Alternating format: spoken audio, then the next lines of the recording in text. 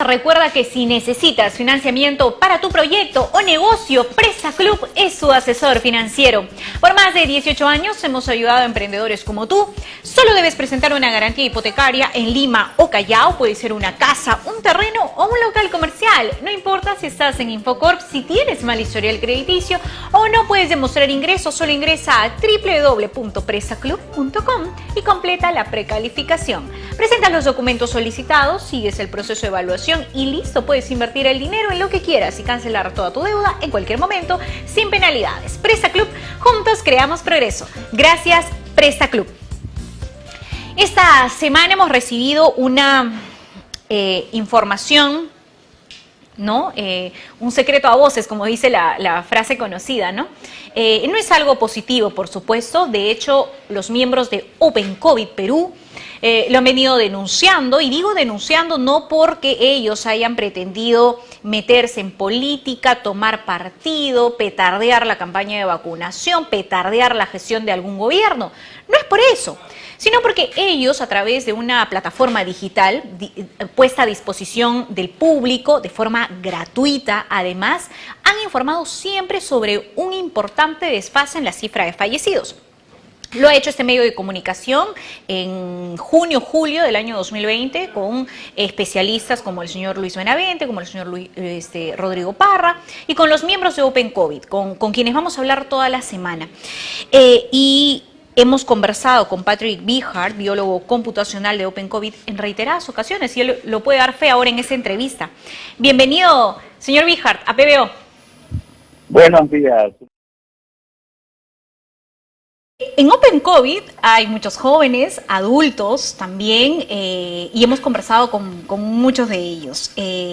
Señor Bijard, ¿cuál es su, digamos, qué siente luego de haber entregado esta información tan sensible, tan dura, triste, de más de 100.000 personas que no habían sido consideradas en la cifra oficial del Ministerio de Salud de los fallecidos? Bueno, solo para resaltar que Open COVID es una plataforma sin ningún sesgo político. Todo el mundo tiene diferentes edades, somos de diferentes inclinaciones políticas. De acuerdo. Lo que hacemos es algo solo por el país, por el amor que tenemos a nuestro país. Perdón, voy a cambiarme de... No hay problema, sí, y vaya que ustedes además lo han dicho. Sí, no hay problema, no hay problema. Y bueno, ya, como tú dijiste al inicio de la programación, ya sabíamos esta cifra. Esta cifra no es ninguna sorpresa. Ya el año pasado, alrededor de mayo del año pasado, gente que estaba analizando la pandemia, gente que estaba viendo las curvas, empezó a agarrar estos datos abiertos del Sistema Nacional de Difunciones, más conocido como el SINADE, y empezaron a hacer curvas de cómo estaba reportando el MINSA y cómo estaba reportando el SINADE. Y eso ya se veía en medios internacionales y todo, y esta acción creo que ha sido promovida más que nada por la sociedad civil. Ha sido gente que ha puesto una clase de presión al gobierno, que las cosas se deben transparentar, ¿no? Entonces, dime. Ayer conversamos con Ray Burhum. Digamos que yo soy además la productora de este programa, y cuando yo escuchaba a Ray y te escuchaba, Patrick, sentía el peso también de algunos años en la opinión. No sé si me dejo entender. Ray es un poquito más, digamos, se acerca más a la parte de defender sus opiniones, sus creencias, pero también a la parte científica. Y cuando te he escuchado también haces lo mismo, pero eres más contundente respecto a una opinión política, por ejemplo, porque estamos haciendo política. Aclarar esta cifra de fallecidos en este contexto es hacer política. Fiscalizar desde la sociedad civil es hacer política. Y me he encontrado con una discusión, permíteme la palabra, desagradable en redes sociales con el exministro Víctor Zamora, uno de los grandes responsables de lo que ha sucedido. Y los emplaza a firmar una especie de declaración jurada para determinar si tienen conflictos de intereses o no. Quiero tu opinión, Patrick. Sobre bueno, eso, claro, eso fue una publicación. Perdón, estoy perdiendo la comunicación, Patrick. Perdón. Uh-huh. Eso fue cuando se formó el grupo de trabajo alrededor de abril, mitad de abril hace 6 semanas, ¿no? Ajá. Y sí, yo no entiendo cómo gente que está donando su tiempo a Don Oriem, él hace tal comentario, como a mí me pareció un insulto, porque yo quería hacer algo por el país y hacer algo a Don Oriem. O sea, no me han pagado nada, yo no voy a sacar nada, o sea, yo no estoy interesado en entrar en política. Ajá. Entonces fue algo muy raro, me pareció que ese comentario de él, ¿no? Uh-huh. Ahora, de hecho hay grupos, y lo comentaba ayer también con Ray, grupos que sí cobran. Uno de esos grupos es el grupo Prospectiva. Y, Patrick, ¿cuánto tiempo se ha demorado en hacer este trabajo? Ana, hemos tenido 12 reuniones. Dos reuniones fueron reuniones protocolares donde estaba el presidente de la República. Uh-huh. Y la premier, eran para presentar así, una fue para formar el grupo y otra fue al medio más o menos para darle una actualización de cómo van las cosas, y 10 otras reuniones, cada reunión habrá durado 2 horas, ¿no? Uh-huh. 3 horas máximo. Uh-huh. Y claro, eso fue nuestro tiempo, y después, bueno, cada uno llevaba su tarea a la casa y hacía lo que sea en su tiempo libre, ¿no? Ya. Ajá. Y ¿desde cuándo Open COVID viene realizando el seguimiento y exigiendo una política de datos abiertos, un sinceramiento de las cifras, cuando, por ejemplo, el señor Zamora, la señora Massetti, fueron ministros de salud? Porque tiene, digamos, la osadía de criticar la conformación de este equipo que no ha cobrado, que ha trabajado muy rápido, realmente con diligencia, con voluntad para llegar a la verdad. Y el señor Zamora critica cuando ha tenido no solamente a grupos cercanos a él, si estamos hablando de conflictos de intereses como Foro Salud, Prospectiva, ha sido ministro de Salud, se ha reunido con proveedores de pruebas rápidas junto a la ministra de Economía, junto al presidente de la República, y él señala eso. Entonces, me gustaría saber con qué cara lo hace, ¿no es cierto? Sí. Bueno, nosotros todos analizamos cifras y las publicamos en redes previo a formar Open COVID. Open COVID inicia más o menos inicia en una reunión entre Raji, Víctor Sánchez y yo a finales de julio del año pasado, y más o menos un mes y medio lanzamos la plataforma, ¿no? Uh-huh. Hacemos 3 personas más se unan al equipo, y entre 6 personas más o menos fundamos la plataforma y la lanzamos, ¿no? Eso ya no era en la época de Zamora, uh-huh, pero sí todos nosotros estábamos haciendo el análisis de la pandemia previo a eso. Sí, claro. ¿No? De hecho, nosotros conversábamos con el señor Luis Benavente, director de Vox Populi, mucho antes, durante la gestión de Víctor Zamora, y él ya podía identificar, además es un especialista en el tema, identificar un desfase, no con los criterios que ustedes manejan, por supuesto, han utilizado una serie de criterios, tengo entendido que 7 para poder llegar a esta cifra, y que además ustedes aceptan que puede existir un pequeño porcentaje que todavía no ha sido identificado, pero que va a ir trabajándose en el tiempo, ¿no es cierto?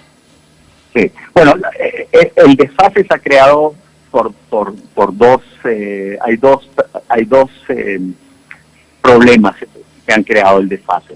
Uh-huh. El desfase no ha sido un problema de registro,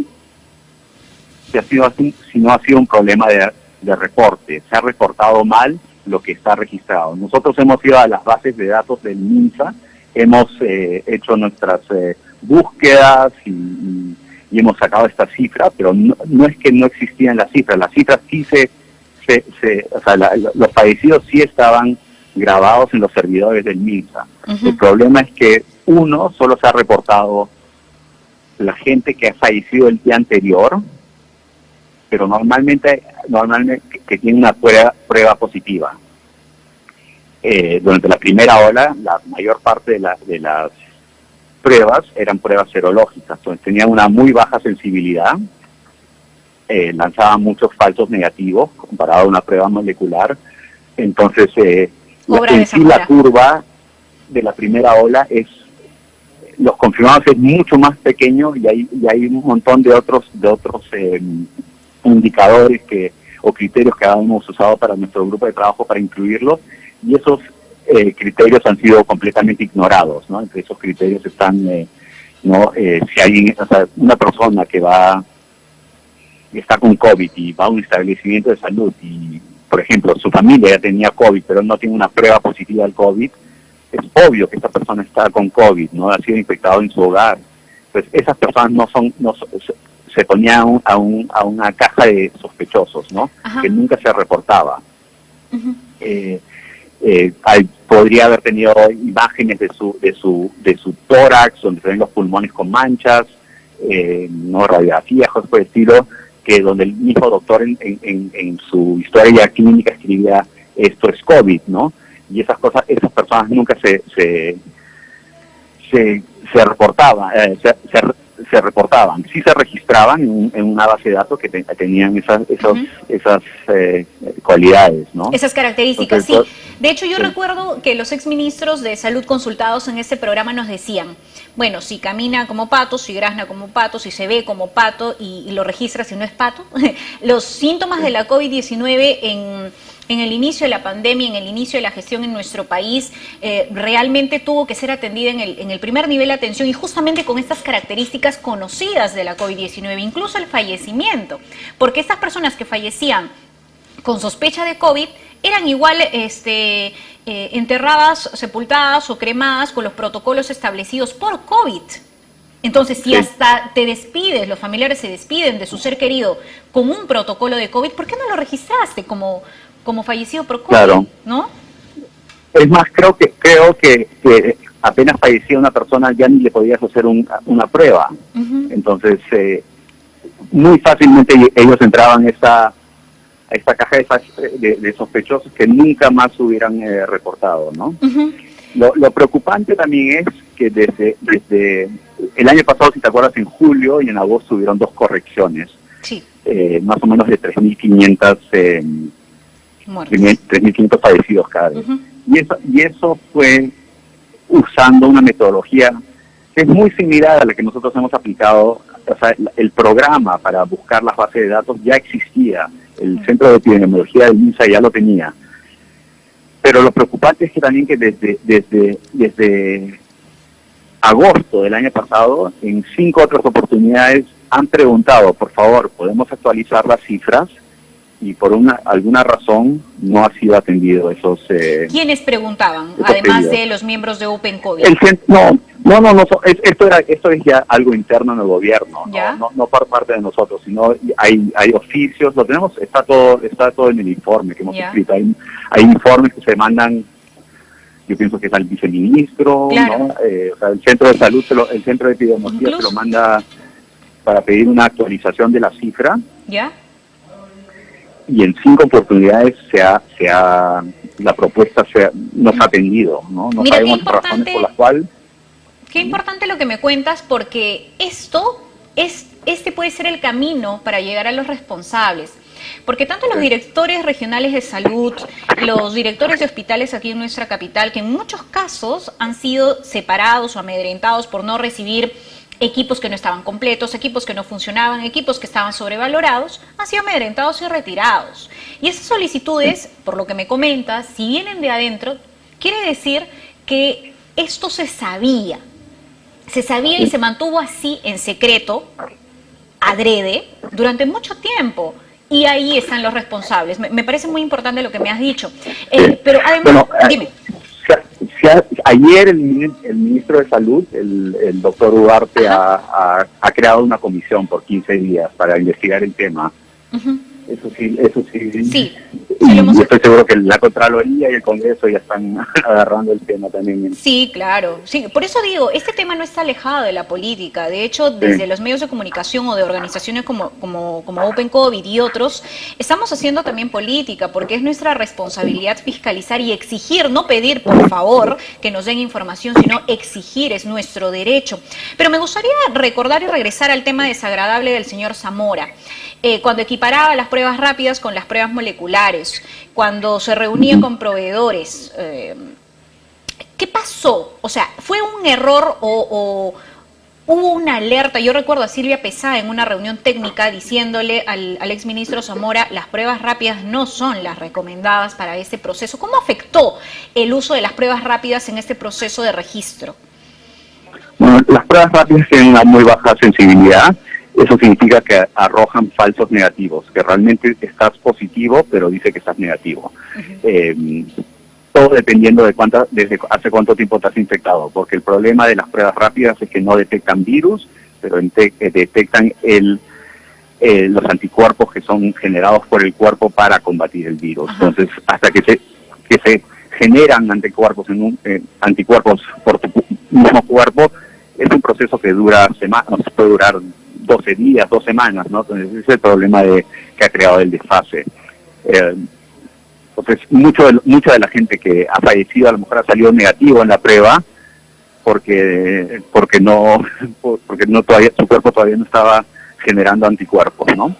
Otra cosa que es preocupante también es durante toda esa etapa, al inicio de la pandemia, cómo ha tratado de ayudar la industria privada, los privados han tratado de a las finales Open COVID también es una iniciativa privada, ¿no? Lo que nosotros estamos haciendo es algo que el gobierno debería haber hecho, tener una plataforma de esta forma. Han habido privados que han donado camas UCI, sí. De hecho, plantas de oxígeno y creo que esa ayuda no ha sido valorada o no ha sido aceptada, ¿no? Yo creo, y por eso mencionaba el tema de los años, Patrick, porque conversando con Philip, recordábamos que quien le ponía obstáculos a la donación de los privados respecto a plantas de oxígeno, me parece que hemos perdido la comunicación, ¿está ahí? ¿Está nuestro invitado? Creo que ha perdido la comunicación. Conéctelo, por favor. Atención. Conversábamos con Philip sobre justamente dónde está Vicente Ceballos, dónde está Víctor Zamora, dónde está el ex jefe de gabinete Walter Martos, ¿no? Quienes han llevado pues la gestión de la pandemia durante el gobierno de Martín Vizcarra, cerrándole las puertas al sector privado, mintiendo sobre las pruebas rápidas y las pruebas moleculares, sobre su efectividad en la gestión de la pandemia. ¿Alguien pidió alguna investigación o sanciones penales como lo hicieron para este canal de televisión? ¿Sí? ¿Está en la línea? Listo. Le repito la pregunta. ¿Dónde está Vicente Ceballos, el señor Zamora, el ex jefe de gabinete, el señor Walter Martos? No han dicho ni una sola palabra.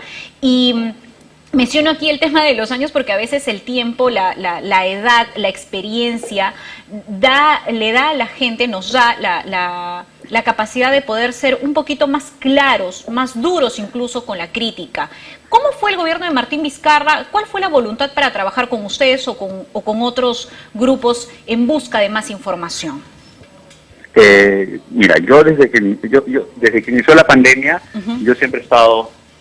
Yo siempre he querido ayudar de alguna forma. Tengo cierta experiencia, pero ha sido muy difícil llegar al gobierno, no tratar de hacer el trabajo, como lo hemos hecho ahorita en el grupo de trabajo. Yo, para combatir una pandemia, lo haría gratis, ¿no? Esto ha sido desastroso para nuestro país. Entonces, no ha habido mucho voluntad, yo diría, del gobierno en aceptar ayuda de privados, ¿no? Todo se ha manejado un poco dentro de sí mismo, ¿no? Es una lástima. ¿Tú crees que primaron aspectos ideológicos o, bueno, yo creo que intereses económicos existieron de todas maneras? ¿Crees que primaron intereses ideológicos? Realmente no te podría decir, realmente no sabría decir. A las finales era un gobierno como un gobierno de transición, no era el gobierno al cual elegimos en el 2016, era otro gobierno, era otro gabinete, no era un gobierno del mismo gabinete, o sea, del mismo partido de PPK, pues yo no podría decirte realmente qué pasó, ¿no? Ahora, en la gestión de Francisco Sagasti sí se ha notado un cambio, ¿no? Nosotros hemos sido muy críticos y creo que también los miembros de Open COVID con la continuidad de Pilar Mazzetti y con ella todo su equipo. Pero creo que luego del caso Vacunagate, que nos estampó en la cara, lamentablemente, esa verdad, ¿no? Un antes y un después, ¿no? Incluso recuerdo esta carta que envían de manera pública a Palacio, al presidente de la República de Open COVID, pidiendo nuevamente abrir la información, ponerla a disposición del público. ¿Consideras que este gobierno también tuvo un antes y un después? Yo creo que este gobierno ha entrado en una situación muy difícil. Por muy poco tiempo. Hay ciertas cosas que han sido difíciles. Yo creo que el gobierno ha tenido un problema con subestimaron el impacto que esta segunda ola iba a tener. A lo mejor la primera ola fue tan grande que mucha gente pensó que esta segunda ola no podía ser peor. No iba a existir, o iba a ser muy pequeña. Y por otra parte, pero sí hay que darle mucho crédito al gobierno, esta transparencia que ha tenido en sincerar cifras, de decir la verdad. Y creo que también lo que es la vacunación es algo que al inicio se vio muy mal, pero el gobierno ha asegurado 62 millones de vacunas. Cuando entraron no había ni un solo contrato. Eso mismo lo conocemos de la reunión que tuvimos el otro día en Palacio de Gobiernos. Al cambio de gobierno no tenían ningún solo papel, nada, con ninguna farmacéutica para que nos proveen de vacunas. Entonces, todo se hizo desde el inicio y bueno, hoy en día se ve que la vacunación está avanzando bien rápido y esperemos la meta de tener todos los adultos mayores vacunados para el 28 de julio parece que sí se va a cumplir y esperamos el próximo gobierno haga lo mismo para los mayores de 18 años. Ahora, el trabajo del equipo ya ha culminado, ¿no es cierto? ¿Cuál sería el camino que debe tomar el Ejecutivo? Bueno, ahorita yo creo que tiene que hacer una transferencia de todo, de lo más transparente, ¿no? Una transferencia transparente. Esperemos que eso sea lo que está pasando. Por nuestra parte, por la parte de Open COVID, nosotros queremos que los datos abiertos se sigan dando, que se abran más puertas y otros datos. No tienen que ser solo datos de la pandemia, sino pueden ser datos de planeamientos, de presupuestos, de bases de contratos, licitaciones, cosas por el estilo, ¿no? La idea es ir hacia un gobierno abierto, un gobierno digital. Pese a todo, esta pandemia nos ha traído, ha mostrado que precario es nuestro sistema de salud y que débil son nuestras instituciones. Y casi nos ha forzado, ¿no?, a ir al mundo digital. Pero ha salido lo positivo, es lo digital, ¿no? Eso sí, el gobierno se ha empezado a digitalizar. Hoy en día todo el mundo hace sesiones virtuales, hay firmas digitales, mesas de partes virtuales, qué sé yo. Entonces, eso es algo muy bueno y se han abierto estos datos abiertos, ¿no? Entonces, lo que yo quisiera sacar es que el gobierno trate de implementar más iniciativas de datos abiertos y más que nada que el próximo gobierno sea un gobierno también democrático digital, con mucha data abierta para que sea el ciudadano el que pueda revisar la data, revisar las cosas y hacer una cierta clase de revisión de cuentas de lo que el mismo gobierno, los gobiernos están haciendo, ¿no? Esa es la idea de los gobiernos abiertos. Bueno, y si no, ahí estaremos nuevamente para solicitarlo públicamente y también de parte de las organizaciones civiles, ¿no?, como OPIN, como Defensoría, Contraloría y otros que han alzado su voz para poder conocer esta cifra dura, pero necesaria para poder tomar decisiones a futuro. Muchísimas gracias, Patrick. Muchas gracias a ustedes. Gracias. Hasta luego. Bueno, a esa hora de la mañana es importante recordar también que Total es el lubricante número 1 de Europa y un importante actor energético. Está presente en 150 países, cuenta con más de 400 aplicaciones diferentes para el sector automotriz e industrial. Las pistas de los deportes de motor son nuestra pasión y laboratorio para probar y desarrollar productos de vanguardia con tecnología de punta. Por eso Total es el proveedor oficial de los equipos más prestigiosos del mundo y la preferencia de los principales fabricantes de equipamiento original. Total, el lubricante que recomienda el fabricante. Arranca tu día con el magazine más dinámico del Perú. Noticias, entrevistas, efemérides, política, espectáculos y todos los deportes, las eliminatorias al Mundial, la Liga 1 y la Champions. De lunes a sábado de 6 a 10 de la mañana por Willax Televisión y por TVO Radio 91.9 FM, la radio con fe. Los astros que serán propicios en TVO. Por Facebook, Twitter y YouTube. Suscríbete y activa las notificaciones. A veces es difícil elegir qué mascota tener. Gato. Perro. Gato. Pero para elegir tu lote, Facilote. Obvio. porque comprar tu lote es facilote. Elige cómo. Ingresa a terreno.pe o llámanos al 616-9009. Centenario.